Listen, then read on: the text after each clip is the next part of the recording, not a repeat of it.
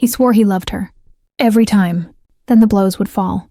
A cycle, endless and cruel. Until one night the world went, a hospital bed. Whispers. Lies. A careful performance for the staff. But a silent promise to protect. Or betray. The truth fighting to surface. Some secrets aren't buried in the ground. They're hidden in plain sight, etched on Anya's. The sterile scent of antiseptic filled her nostrils, and the soft hum of machinery was the only sound. Up. She tried to move, but a sharp pain shot through her ribs, making her gasp. Immediately, a hand gripped hers, startling her. Kian sat beside her bed, his face etched with what appeared to be worry.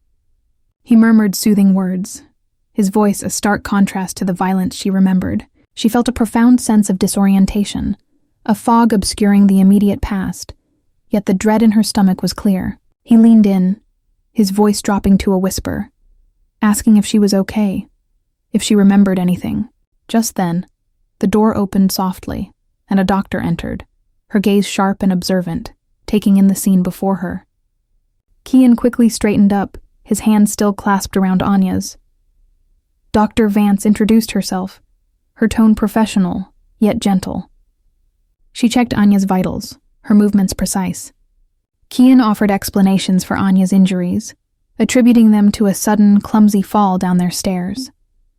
He spoke with rehearsed conviction, detailing how he found her, how panicked he was, how quickly he brought her in.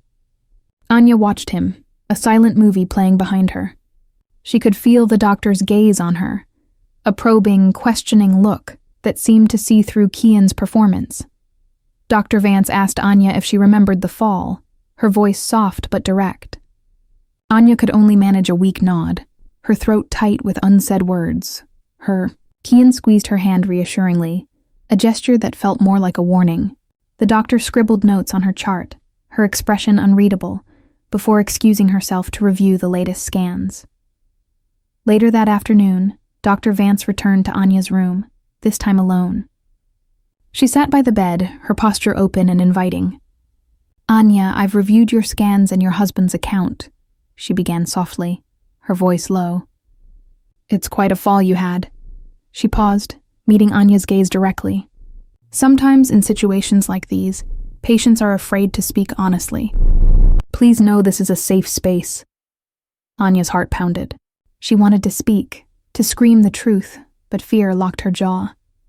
She could almost feel Kian's presence, his anger, even though he wasn't there. Dr. Vance continued, her voice gentle. "Your injuries. They're consistent with significant trauma. We just want to ensure you're truly safe, Anya. There are resources available if you ever feel you need them." She placed a small, discreet card on the bedside table.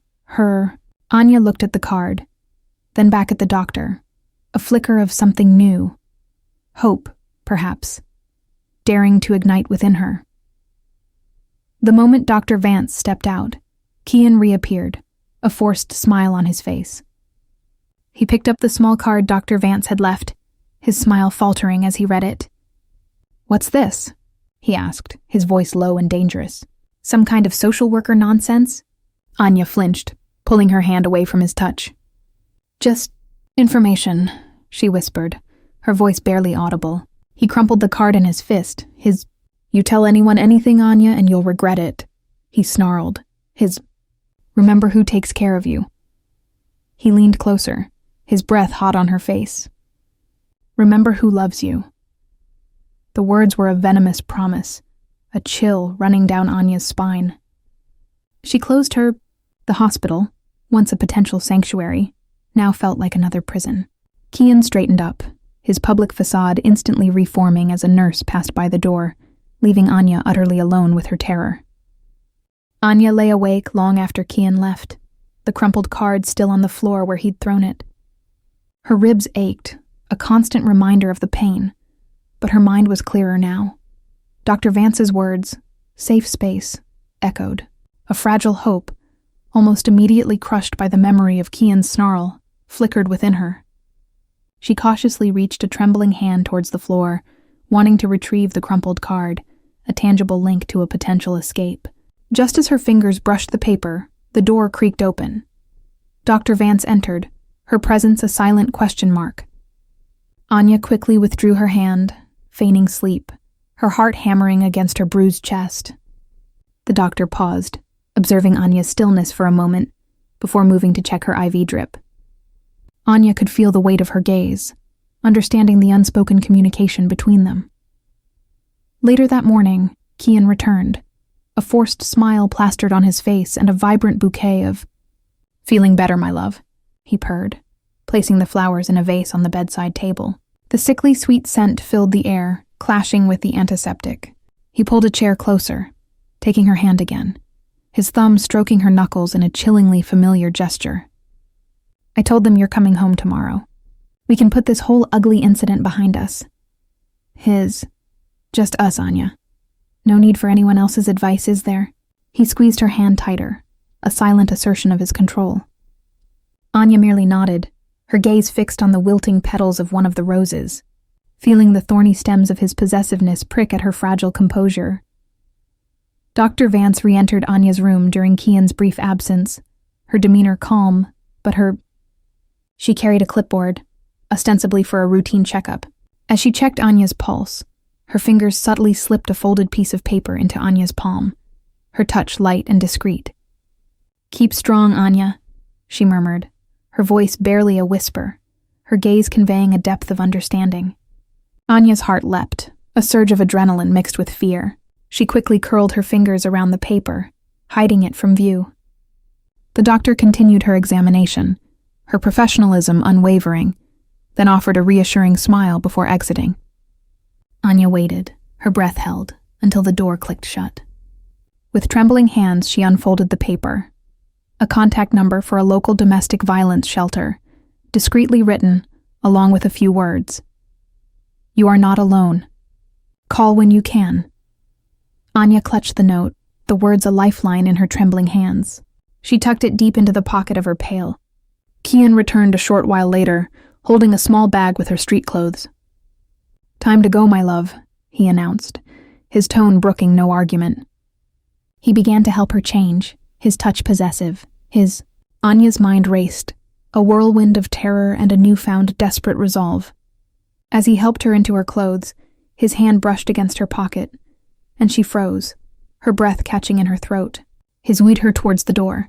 Anya looked back at the hospital bed, then at the pocket where the note lay hidden, knowing this was her last chance to make a choice. The world outside felt like an unknown battleground, but the path back with Kian felt like a certain doom. Anya, still in her street clothes from the hospital, entered their apartment with Kian. The familiar scent of their home, usually comforting, now felt suffocating, a heavy blanket of dread. Kian helped her to the sofa, his touch unnervingly gentle, a stark contrast to the rough hands she remembered from the night she passed out. He fussed over her, asking if she needed anything, his voice a honeyed pretense of care. Anya could only nod, her gaze darting around the living room, a space that once held warmth now felt like a gilded cage. Every object seemed to mock her, reminding her of the life she once believed in. She clutched the hidden note in her pocket, its crisp edges digging into her palm, a tiny spark of defiance in the vast darkness. He left briefly to fetch water, leaving her alone, her ears straining for any sound of him. She knew this was merely a temporary reprieve. Kian returned, a glass of water in hand, his forced smile unwavering. He sat beside her, too close, his arm draped casually over the back of the sofa, making her, "We're home now, love. Everything's going to be fine," he murmured, his voice a low assurance that sent shivers down her spine. Anya forced a weak smile, her mind racing for an excuse to get away. She needed a moment, a second, to access the note without his watchful. I need to use the restroom," she managed, her voice barely above a whisper, trying to sound normal. Kian's before his practiced charm returned. "Of course, I'll help you," he offered, reaching for her arm, his touch possessive. She recoiled subtly, shaking her head. "No, I'm okay, just give me a moment." He hesitated, then nodded. "All right, but don't be too long. I'll make us some tea." The command in his voice, despite the calm words, was unmistakable. Meanwhile, back at the hospital, Dr. Vance sat at her desk, her brow furrowed in thought, a stack of patient files before her. She reread Anya's chart, her gaze lingering on the details of the fall and Kian's carefully constructed narrative. The inconsistencies gnawed at her professional conscience, a silent alarm bell ringing in her mind. She picked up her phone, dialing a number she knew by heart. "Hello, Detective Miller. This is Dr. Vance from St. Jude's. I have a patient I'm concerned about. Anya Mensah. Her injuries don't quite align with her husband's story, and there's a certain dynamic in their interactions that troubles me." She spoke in hushed tones, her voice carefully neutral yet conveying a deep sense of urgency. "I understand, but I feel a duty to follow up. Perhaps a welfare check discreetly, just to ensure she's truly safe at home." She listened intently, her expression hardening slightly as she processed the response. "Thank you. I'd appreciate any insight you can provide." Back home, Anya locked the bathroom door, her hands shaking as she pulled out the crumpled note from her pail. Her heart pounded a frantic rhythm against her ribs, a mix of fear and desperate hope. She stared at the numbers for the domestic violence helpline, her fingers trembling as she meticulously dialed each digit. The phone rang once, twice, each ring amplifying the silence in the small bathroom. "Hello? Domestic violence helpline, how can I help you?" A kind, calm voice finally answered on the other end. "Hi," Anya whispered, her voice cracking, barely audible. "My name is Anya. I need help." Just as she spoke, a sudden sharp rap echoed on the bathroom door, making her jump. "Anya, are you all right in there? What's taking so long?" Kian's voice, laced with impatience and a hint of suspicion, sent a jolt of terror through her. She froze, the phone still clutched to her ear, the helpline voice now a distant hum as Kian's demand grew louder. Hers way in, her fragile lifeline exposed. The sharp rap on the bathroom door sent a jolt through Anya, making her drop the phone with a clatter onto the tiled floor. Her heart hammered against her ribs, a frantic drumbeat echoing Kian's insistent voice from outside. "Anya, are you all right in there? What's taking so long?" she heard him demand, his tone growing sharper. She scrambled, her trembling fingers fumbling for the receiver, trying to silence the kind voice from the helpline now buzzing distantly. Panic seized her as she imagined Kian discovering the call, her fragile hope shattering into a million pieces. I'm just a little dizzy," she called out, her voice a thin, reedy whisper, barely recognizable to herself. She quickly kicked the phone under the vanity, hoping it would go unnoticed, her any moment. The silence that followed his last question felt heavier than any noise, pregnant with unspoken suspicion. The silence stretched, agonizingly long, before Kian's voice, now calm but laced with an unsettling edge, broke it. "Anya, open the door. I'm worried about you." His words were a velvet-covered threat, a clear demand she couldn't ignore. With trembling hands, Anya unlocked the door, stepping back as Kian pushed it open. He looked at her, then at the floor, his gaze sharp and calculating. "Are you sure you're okay? You look pale." She nodded mutely, avoiding his. He took a step closer, his presence suffocating. "Come on, let's get you back to the sofa. I've made that tea." His arm snaked around her waist, a possessive grip that felt like a cage closing around her. She tried to appear normal, to mask the earthquake of terror rumbling within her, praying her deception would hold for just a little longer. Miles away, Dr. Elara Vance sat across from Detective Miller in a stark, functional police interview room. The detective, a burly man with a weary expression, listened patiently as Dr. Vance reiterated her concerns about Anya. Her injuries, the husband's story, her demeanor. "It doesn't add up, Detective," Dr. Vance insisted, her voice firm, her professional composure barely masking her urgent worry. "I believe she's in a dangerous situation." Detective Miller leaned back, his chair creaking. "Dr. Vance, without a direct complaint from Ms. Mensah, our hands are somewhat tied. Domestic incidents are sensitive. We can't just barge in on a welfare check unless there's a clear, imminent threat." Dr. Vance sighed, her frustration evident. "But the fear in her." She pushed a printout of Anya's medical report across the table. "At the very least, a discreet check. A knock on the door, a conversation. Please, just ensure she's safe." The detective picked up the report, his gaze softening slightly as he looked at the details. a flicker of concern crossing his face. Back at the apartment, Kian's care had quickly morphed into suffocating control. He hovered, insisting Anya drink her tea, eat a small meal, refusing to leave her alone for even a moment. "You need to rest, my love. Just us peaceful like it should be," he purred, his words a sickly sweet poison. Anya felt the walls closing in, the hidden phone under the bathroom vanity a distant, impossible dream. She had to act, but every move was monitored, every glance intercepted. As he momentarily turned to adjust the curtains, a sliver of desperation propelled her. Her fingers grazed her pocket, confirming the location of her discarded hospital clothes.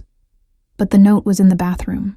I need to get my phone," she stammered, hoping to create an excuse to retrieve it. Kian turned, "Your phone? Why?" His voice was low, dangerous. "Who are you calling?" He stepped towards her, his shadow engulfing her, his face a mask of suspicion that promised a storm. The apartment, once her refuge, now felt like the most dangerous place on earth, and Kian, her captor, held all the keys. Kian's question hung heavy in the air, a silent accusation. Anya's heart pounded, a frantic rhythm against her bruised ribs.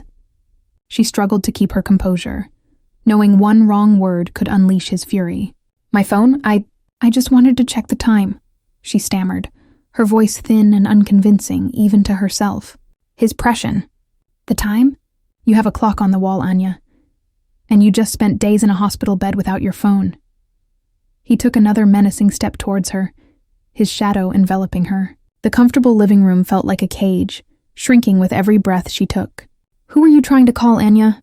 he pressed, his voice deceptively soft, but with an underlying steel that sent shivers down her spine. "Was it that busybody doctor?" Anya shook her head, tears pricking her. "No, Kian, please. I wasn't calling anyone." Kian's gaze was unwavering, piercing through her flimsy excuses. "I think you need to lie down, Anya. And then, we're going to have a little talk about trust." He didn't wait for her response, his grip firm as he guided her back to the sofa.